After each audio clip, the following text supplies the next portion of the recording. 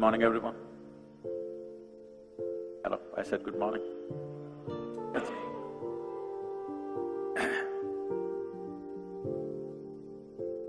The moment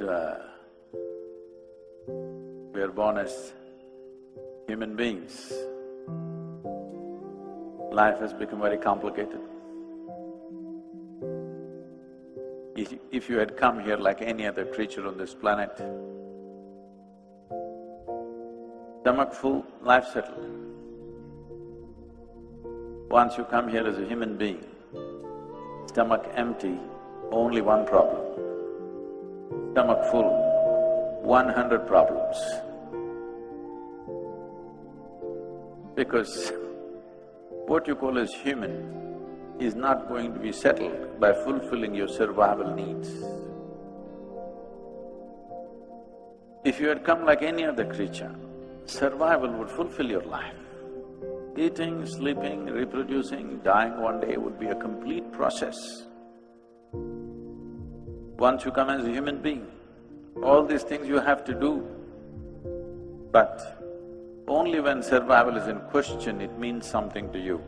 Once it is there, it means nothing to you. Because what is human kicks in only after your survival is taken care of.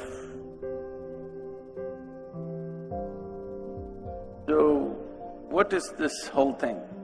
In the evolutionary process, we are supposed to be on the top of the pile on this planet. If you look at this topmost creature on this planet, also the most miserable creature on the planet. Every other creature, if their survival requirements are taken care of, they're just quite okay. Maybe they're not ecstatic, but at least peaceful. But today you see, human beings, even the so-called spiritual leaders unfortunately, are saying peace is the highest goal in your life. Just now somebody asked me, how to attain ultimate peace? Spiritual leaders are going about teaching, peace of mind is your goal. Such people will only rest in peace. It'll only happen when they're dead. Till then it won't happen. Peace is not an ultimate goal of your life. If you want to enjoy your lunch today, you must at least be peaceful, isn't it? Hello? Are we in talking terms? Are we in talking terms or is there a problem? Is it true, if you want to enjoy your lunch, if not joyful, at least you must be peaceful? If you want to enjoy the people in your home, if you want to enjoy the people at work, if you want to enjoy the process of work, at least you must be peaceful, isn't it? So is this the ultimate goal of your life or is this the most basic requirement in your life? It is the most basic requirement. Now this basic requirement has become impossible for a whole lot of people because most people are in a constant state of mental diarrhea. Yes. They think it's intellectual. There's nothing intellectual about it. You lost control over the faculties of your mind. Yes or no? Is there something intellectual about always buzzing with thoughts? No. You just lost control over the fundamental faculties of your mind. And you think it's intellectual because there are a whole lot of people around you in the same condition. Now, whether it's your body or your mind, if I want to use this hand, it moves, otherwise it sits down here. This is a useful hand. Suppose my hand is jumping around all the time, would look ridiculous or no? You must talk to me. Those of you in the darkness, I don't know, they've set the right kind of lighting for you, I am being blasted. That's good. They've set the right kind of lighting for you to doze off. I don't even know what they say, oh, that's nice. Somebody's very responsive out there.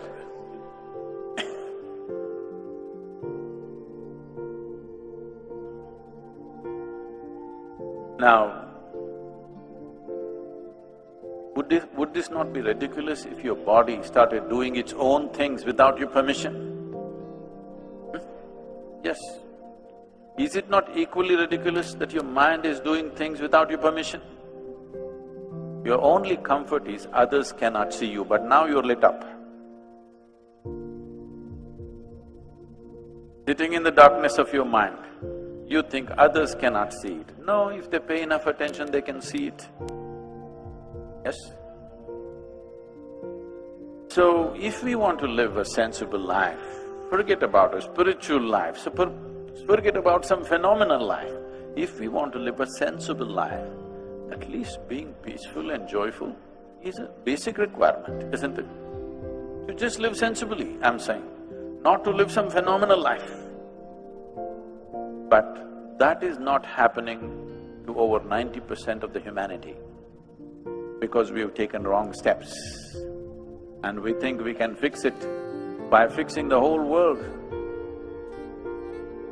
Today, whatever we are doing, there are many ways to look at this, but one aspect of everything that you're doing is in pursuit of your happiness, isn't it so?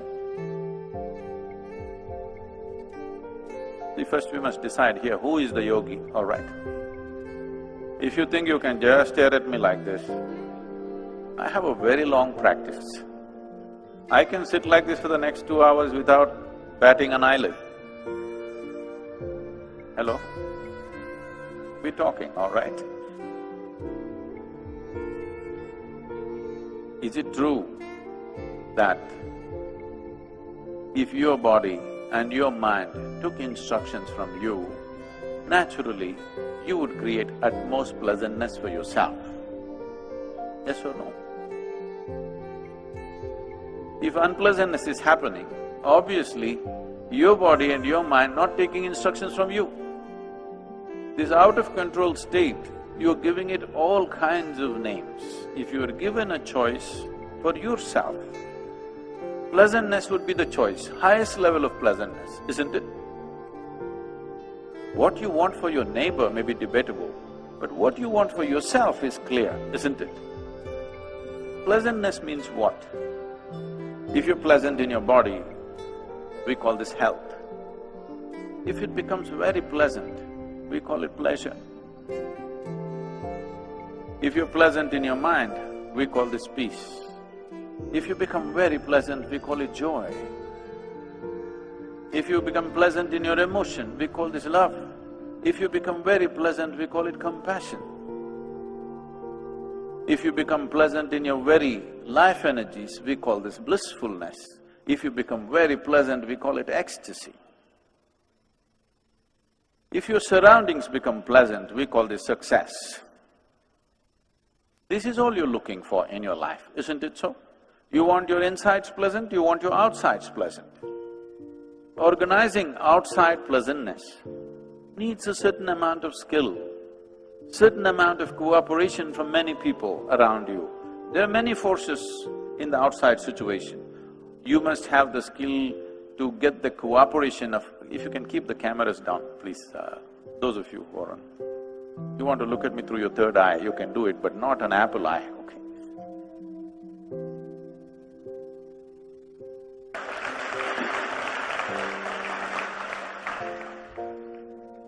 To create external pleasantness, it's a certain level of skill. People may not cooperate, situations may not cooperate, many forces in the nature may not cooperate sometimes. But to create inner pleasantness, there is only one ingredient, you. Only one inside of you, I'm asking you. Only one? Nobody else. Now, because there is a whole lot of spiritual jargon happening, my ahankara, my atma, my paramatma, everything inside. See, if there are more than one person inside this body of yours, either you're schizophrenic or you're possessed. You either need a psychiatrist or an exorcist. So I hope it's not the case. Just you, right? Just you means easy. If you are willing, nobody can mess with this. Yes or no? You want to create pleasantness in your home, your family must cooperate. they never cooperate 100%. Yes or no? They cooperate, but never 100%. Have you found one person in your life, your husband, your wife, your parents, your children, your friends, your partners, anybody, have you found one person in your life who is 100% the way you want them? No, not even your dog. No? Because these days they do their own thing, you know.